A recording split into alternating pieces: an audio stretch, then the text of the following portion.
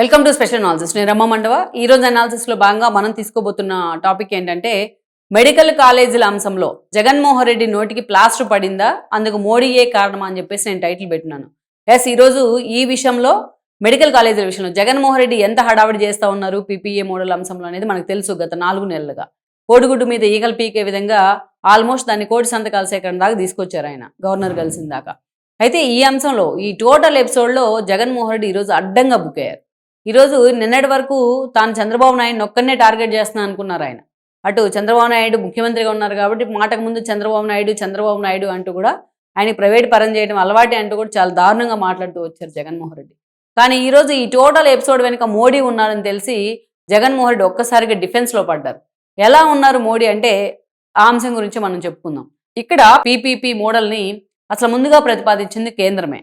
దీన్ని నీతి ఆయోగ్ ప్రతిపాదించింది. గతంలో ప్లానింగ్ బోర్డు ఉండేది. ప్లానింగ్ బోర్డు ప్లేస్లోని మోడీ ప్రధాని అయిన తర్వాత నీతి ఆయోగ్ నియమించారు ఆయన. సో గతంలో ప్రత్యేక హోదాకు సంబంధించి హోదా వద్దు, ప్యాకేజీని ప్రిఫరబుల్ అని చెప్పి కూడా ప్రతిపాదించింది ఈ నీతి ఆయోగే. సో నీతి ఆయోగ్ ఈ రోజున ఏదైతే పబ్లిక్ ప్రైవేట్ పార్ట్నర్షిప్తో మెడికల్ కాలేజీలు అనే అంశాన్ని తెర మీద తీసుకొచ్చింది నీతి ఆయోగ్. ఇది సిఫారసు చేసింది. నీతి ఆయోగ్ కేంద్ర ప్రభుత్వానికి సిఫారసు చేసిన తర్వాత కేంద్ర ప్రభుత్వం ఈ అంశం మీద ఒక స్టాండ్ తీసుకుంది. ఒక స్టాండింగ్ కమిటీని ఏర్పాటు చేసింది ఒక 9 మంది ఎంపీలతో, వివిధ పార్టీ ఎంపీలతో కలిసి. ఆ 9 మంది ఎంపీలు కూడా అన్ని రాష్ట్రాలను సందర్శించారు, మెడికల్ కాలేజీలకి వెళ్ళారు. ఈ మోడల్ని బాగా యూనిక్గా వాళ్ళు స్టడీ చేయడం కూడా జరిగింది. స్టడీ చేసిన తర్వాత ఈ మోడల్ చాలా పర్ఫెక్ట్ అని చెప్పి కూడా వాళ్ళు ఒక నివేదిక ఇచ్చారు. ఆ నివేదిక మీద ఆ 9 మంది ఎంపీలు కూడా సంతకం చేశారు. ఆ 9 మంది ఎంపీల్లో ఏదైతే తిరుపతి ఎంపీ, వైఎస్ఆర్సీపీ ఎంపీ గురుమూర్తి కూడా ఉన్నారు. ఆయన వ్యక్తిగతంగా డాక్టర్ కూడా, జగన్మోహన్ రెడ్డికి చాలా క్లోజ్ బడీ ఆయన. సో అలా ఇది ఒక అంశం ఇక్కడ. అయితే ఇక్కడ ఈరోజు సత్యకుమార్ లాంటి వాళ్ళు జగన్మోహన్ రెడ్డి కోటి సంతకాల సేకరణ తర్వాత ఆయన చేసిన విమర్శల్లో దానికి కౌంటర్ ఇచ్చే ప్రయత్నం చేశారు సత్యకుమార్. ఇక్కడ కొన్ని భయంకరమైన విషయాలు ఏంటంటే ఇప్పటికే standing committee, parliamentary standing committee దీన్ని ఆమోదించింది పీపీపీ మోడల్ని ఒకటి. అండ్ రెండో అంశం ఏంటంటే ఇప్పటికే న్యాయస్థానాలు కూడా దీన్ని ఆమోదించినాయి. కోర్టు కూడా, మన హైకోర్టు కూడా డైరెక్షన్ ఇచ్చింది, ప్రభుత్వం దగ్గరే సరైన స్థాయిలో నిధులు లేనప్పుడు ప్రైవేట్ భాగస్వామ్యం తీసుకుంటే తప్పేంటి అనేసి. జగన్మోహన్ రెడ్డి మాత్రం తన ఇష్టం వచ్చినట్టు అదానికి, అంబానీకి పోర్టులు అప్పగించవచ్చు.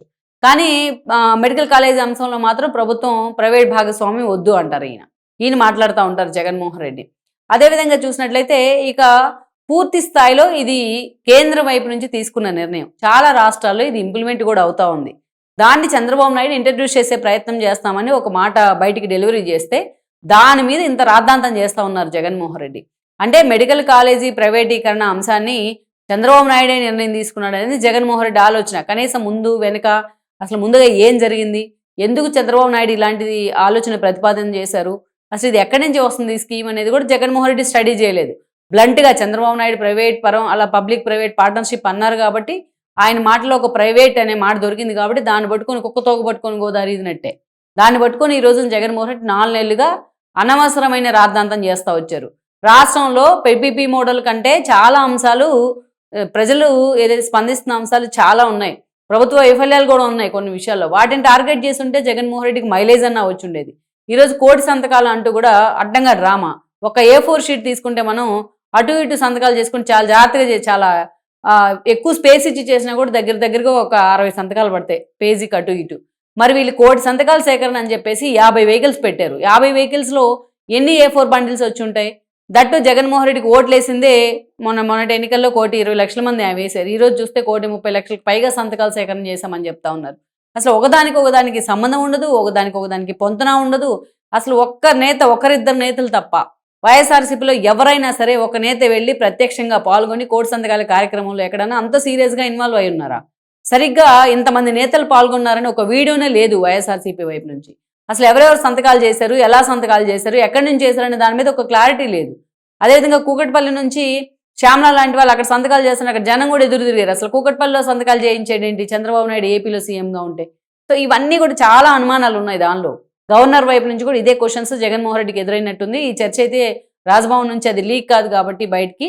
సో ఈ చర్చ అయితే నడుస్తూ ఉంది చాలా సీరియస్గా. అయితే ఈరోజు ఈ టోటల్ ఎపిసోడ్ వరకు చంద్రబాబు నాయుడు ఉన్నాడు అని చెప్పి జగన్మోహన్ రెడ్డి మీడియా, ఆయన సోషల్ మీడియా గగ్గోలు పెడతా ఉంది. చంద్రబాబు నాయుడు ప్రభుత్వం మీద తిరగబడండి, జన్జెడ్ రెవల్యూషన్ రావాల్సిందే అని చెప్పి కొంతమంది పిలుపునిస్తూ ఉన్నారు social media supporters, Jaganmohan Reddy supporters. అయితే ఇక్కడ అసలు విషయం ఏంటి, దీని టోటల్ ఎపిసోడ్ వెనక ఉంది మోడీ. మోడీ తీసుకున్న నిర్ణయానికి నీతి ఆయోగ్ ఇచ్చిన ప్రపోజల్కి కేంద్ర ప్రభుత్వం అనుకూలంగా స్పందించింది. కేంద్ర ప్రభుత్వం ఒక స్టాండింగ్ కమిటీ వేసింది. స్టాండింగ్ కమిటీ దానికి అనుకూలంగా స్పందించింది. ఆ అనుకూలంగా స్పందించిన 9 మంది ఎంపీలు ఆ స్టాండింగ్ కమిటీలో గురుమూర్తి వైఎస్ఆర్సీపీ ఎంపీ కూడా ఒక సభ్యుడు. సో వన్ సైడ్గా డెసిషన్ మేకింగ్ జరిగిపోయింది. అక్కడ మొత్తం అందరి ఒపీనియన్స్తో డెసిషన్ మేకింగ్ జరిగిపోయింది. దాన్ని ఈరోజు కోడిగుడ్డు మీద ఈకెళ్ళి బీకే విధంగా చంద్రబాబు నాయుడు మీద బురద పోద్దామన్నట్టుగా జగన్మోహన్ రెడ్డి చేస్తే ఈరోజు న్యాయస్థానం వైపు నుంచి కూడా క్లారిటీ వచ్చింది, ఈ మోడల్ ఇంప్లిమెంట్ చేసుకోవచ్చు అని చెప్పేసి.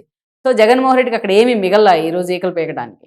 ఇక్కడ మనం చూస్తే ఈరోజు ఇప్పటిదాకా నేను చంద్రబాబు నాయుడుతో అనుకున్నారు ఫైట్ చేస్తుంది, ఈరోజు మోడీతో అని తెలిసిన తర్వాత ఈ పథకాన్ని అసలు ఇంప్లిమెంట్ చేద్దాం అనుకుందే, ఈ ప్రపోజల్ని ఈ మోడల్ని మోడీ ప్రభుత్వం అని తెలిసిన తర్వాత జగన్మోహన్ రెడ్డికి నట్లు పడతా ఉన్నాయి.